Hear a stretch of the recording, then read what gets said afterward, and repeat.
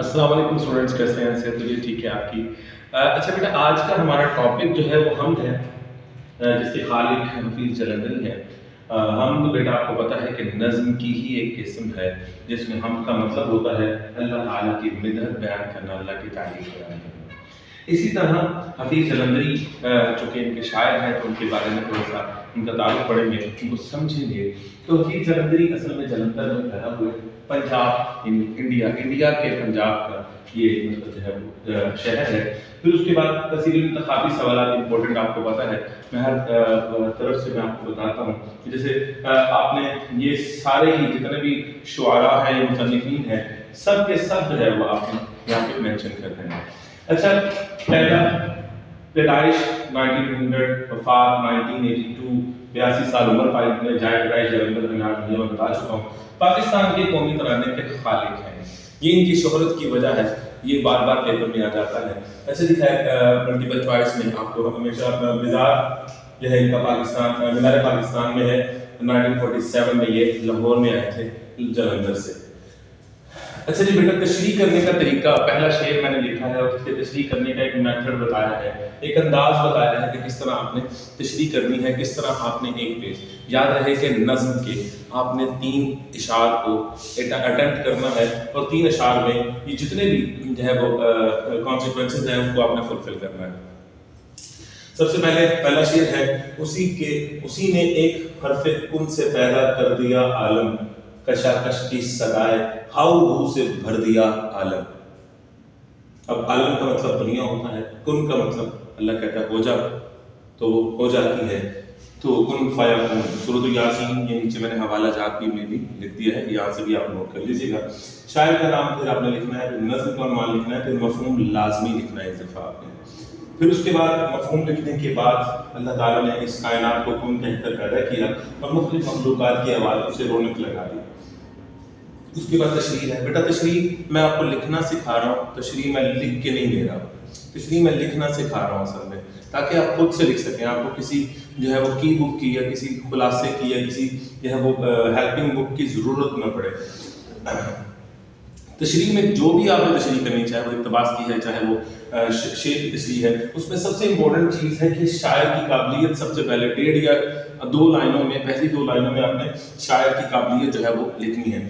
شاعر کی قابلیت بلند پایا شاعر ہے، قادر الکلام شاعر ہے، یہ سوز و گداز اور موسیقیت ان کے جو ہے وہ شاعری کے جو ان کی جتنی بھی شاعری ہے اس میں جا بجا پایا جاتا ہے۔ پھر فنی محاسن ہے، فنی محاسن ظاہر سی بات ہے، ہم نے تو عشق حقیقی، پھر اس کا ماخذ آپ فنی محاسن میں لکھ سکتے ہیں۔ پھر قرآن کی آیات کا استعمال کیا ہے جا بجا، یعنی اس کی تشریح کی ہے، اور اس کی تشریح میں اشعار لکھے، جیسے کن ہے، سورۃ یاسین کی آیت کا لفظ ہے، اسی طرح بہت سارے الفاظ انہوں نے استعمال کیے ہیں، وہ میں ڈسکس کروں گا ساتھ ساتھ۔ پھر اس کے بعد حوالہ جات ہے، تشریح لکھنے کے بعد تشریح آپ نے تقریباً کوئی 7 یا 8 لائنوں کی آپ نے تشریح لکھنی ہے، اس کے بعد آپ نے حوالہ جات لکھنا ہے۔ یہ کائنات ابھی ناتمام ہے شاید، کیا رہی ہے دمادم صدائے کن فیکون۔ اچھا جی، پھر اس کے بعد مزید حوالہ، بے شک اللہ تعالیٰ کسی کام کو کرنے کا ارادہ کرتا ہے تو کہتا ہے کہ وہ ہو جا، بس وہ ہو جاتی ہے، اس سورۃ یاسین میں ہے، یہاں سے انہوں نے یہ شعر، یہ لفظ کھول لیا ہے۔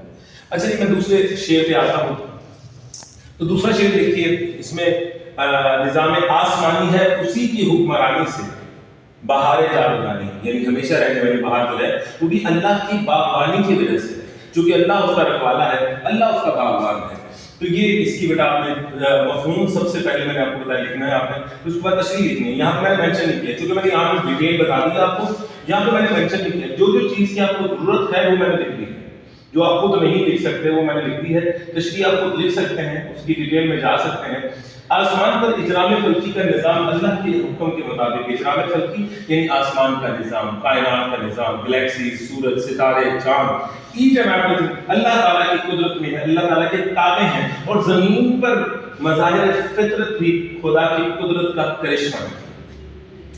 اچھا جی، اس کے بعد میں نے ظاہر سی بات ہے، اس کے بعد آپ نے تشریح لکھنی ہے، لیکن میں نے حوالہ اس لیے دے دیا کیونکہ بچوں کو حوالہ نہیں بھی ملتا، کئی بچوں کے پاس بکس نہیں بھی ہوتی، تو حوالہ یہ ہے کہ رنگ تیرا چمن میں بو تیری، خوب دیکھا تو باغباں تو ہے۔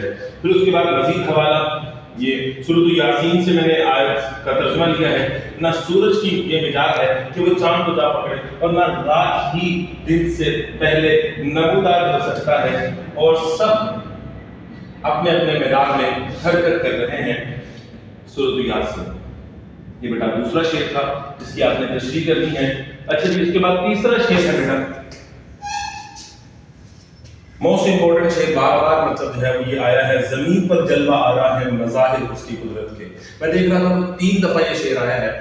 زمین پر جلوہ آ رہا ہے مظاہر اس کی قدرت کے، بچھائے ہیں اسی داتا نے دسترخوان نعمت کے.